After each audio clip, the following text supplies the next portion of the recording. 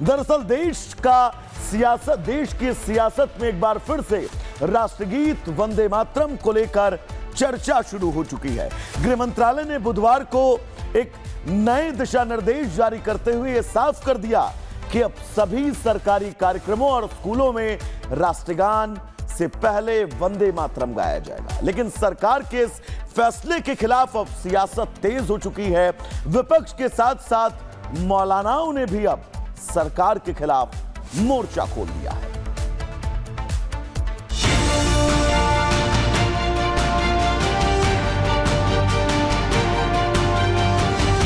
कांग्रेस ने वंदे मातरम के टुकड़े कर दिए। वंदे मातरम पर चर्चा करते करते वंदे भारत कहा गया था। ऐतिहासिक कदम।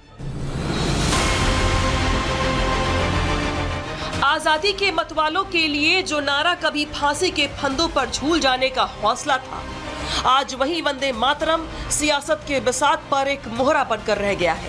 बंकिम चंद्र चटर्जी की कलम से निकले इन शब्दों ने कभी अंग्रेजी हुकूमत की नींवें हिला दी थी, लेकिन आज आजाद भारत में ये नारा देशभक्ति के लिटमस टेस्ट में तब्दील हो चुका है। कोई इसे अपनी आस्था के खिलाफ बताता है तो कोई इसे राष्ट्रवाद की पहली शर्त। और गृह मंत्रालय के नए आदेश के बाद एक बार फिर वंदे मातरम को लेकर सियासत तेज होती नजर आ रही है। सत्ता पक्ष इस आदेश को देशहित में लिया गया फैसला बता रहा है। बहुत अच्छी बात है।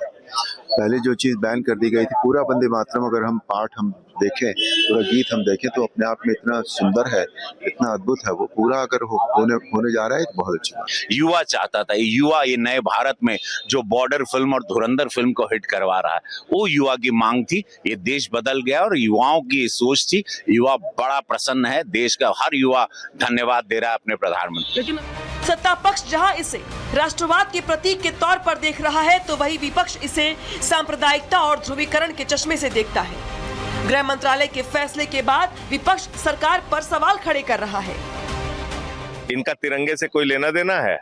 इनका वंदे मातरम से कोई लेना देना है? क्या लिखा है पांचजन्य ने 1942 में?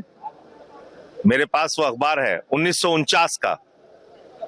उस अखबार में पांचजन्य ने लिखा है कि राष्ट्रगान जो है वो सॉन्ग ऑफ एंटरटेनमेंट है। इसको हटाने का, इसको चेंज करने का, पूरा गाने का हक देने का, ये एमएचए वाला सर्कुलर निकलने का मोदी बाबू, अमित शाह बाबू का कोई भी हक नहीं है। जानकारी के मुताबिक गृह मंत्रालय ने आदेश में कहा कि अब सरकारी कार्यक्रमों, स्कूलों या अन्य औपचारिक आयोजनों में वंदे मातरम बजाया जाएगा। इस दौरान हर व्यक्ति को खड़ा होना अनिवार्य होगा। ये आदेश 28 जनवरी को जारी हुआ, लेकिन मीडिया में इसकी जानकारी 11 फरवरी को आई।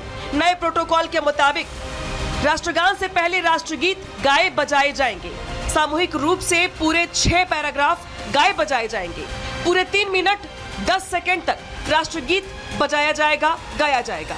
राष्ट्रगान की तरह लोग सावधान मुद्रा में खड़े रहेंगे। अब वंदे मातरम को लेकर संविधान की दुहाई दी जा रही है और मजहब के तर्क गढ़े जा रहे हैं। मौलाना साजिद रशीदी ने तो सरकार के इस फैसले को मुसलमानों को नीचा दिखाने वाला बता डाला। ये कहीं ना कहीं मुसलमानों को चिढ़ाने, मुसलमानों को नीचा दिखाने के लिए इस तरह के आदेश पारित किए जाते हैं। जबकि 2016 का सुप्रीम कोर्ट का आदेश है कि राष्ट्रगान के लिए भी अगर कोई आदमी खड़ा नहीं होता है तो उसको भी देशद्रोही नहीं कहा जाएगा। इतिहास गवाह है कि इसी वंदे मातरम को गाते गाते क्रांतिकारियों ने हंसते हंसते फांसी के फंदे को चूम लिया था। लेकिन आज कुछ मानसिक गुलामों को इस मिट्टी को नमन करने में भी सांप्रदायिकता नजर आती है। यही कारण है कि बीजेपी वंदे मातरम का विरोध करने वालों को आड़े हाथों ले रही है, उन पर निशाना साध रही है, सवाल खड़े कर रही है। खाते यहाँ का, गाते कहाँ का? वंदे मातरम पर आखिर कब तक चलेगा ये रिलीजियस कार्ड? देश में तुष्टीकरण की सियासत का आखिर अंत कब होगा? क्या विरोध के नाम पर राष्ट्र के अपमान की सीमा लांघी जा रही है? जो गीत आजादी का मंत्र बना वो भला सांप्रदायिक कैसे हो गया? दरअसल केंद्र सरकार ने पिछले साल वंदे मातरम की 150 साल पूरे होने पर संसद के शीतकालीन सत्र के दौरान विशेष चर्चा का आयोजन किया था। लोकसभा और राज्यसभा में इस मुद्दे पर जमकर हंगामा भी हुआ। पीएम मोदी ने कांग्रेस पर कई गंभीर आरोप लगाए। और कहा कि कांग्रेस ने मुस्लिम लीग के आगे घुटने टेक दिए थे और वंदे मातरम के टुकड़े कर दिए गए। वंदे मातरम के टुकड़े करने के फैसले में, वंदे मातरम के टुकड़े कर दिए, उस फैसले के पीछे नकाब ये पहना गया, चोला ये पहना गया, ये तो सामाजिक सद्भाव का काम है।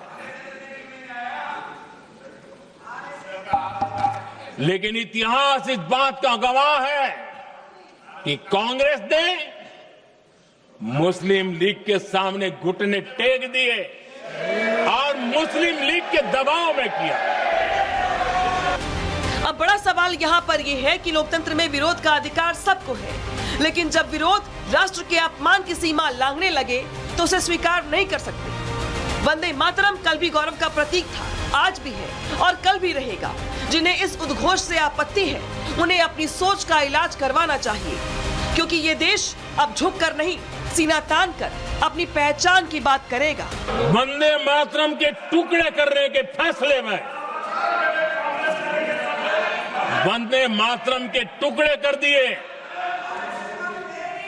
उस फैसले के पीछे नकाब ये पहना गया, चोला ये पहना गया, ये तो सामाजिक सद्भाव का काम है। लेकिन इतिहास इस बात का गवाह है कि कांग्रेस ने मुस्लिम लीग के सामने घुटने टेक दिए और मुस्लिम लीग के दबाव में किया। अब बड़ा सवाल यहाँ पर यह है कि लोकतंत्र में विरोध का अधिकार सबको है, लेकिन जब विरोध राष्ट्र के अपमान की सीमा लांघने लगे तो उसे स्वीकार नहीं कर सकते। वंदे मातरम कल भी गौरव का प्रतीक था, आज भी है और कल भी रहेगा। जिन्हें इस उद्घोष से आपत्ति है, उन्हें अपनी सोच का इलाज करवाना चाहिए, क्योंकि ये देश अब झुक कर नहीं, सीना तान कर अपनी पहचान की बात करेगा।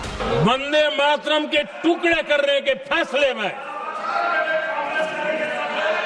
वंदे मातरम के टुकड़े कर दिए,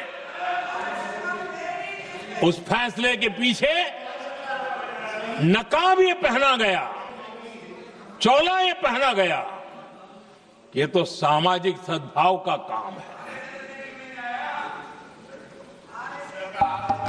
लेकिन इतिहास इस बात का गवाह है कि कांग्रेस ने मुस्लिम लीग के सामने घुटने टेक दिए और मुस्लिम लीग के दबाव में किया।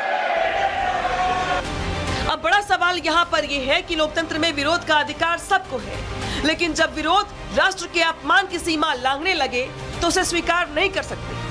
वंदे मातरम कल भी गौरव का प्रतीक था, आज भी है और कल भी रहेगा। जिन्हें इस उद्घोष से आपत्ति है, उन्हें अपनी सोच का इलाज करवाना चाहिए, क्योंकि ये देश अब झुक कर नहीं, सीना तान कर अपनी पहचान की बात करेगा। Bureau report, Republic Bharat.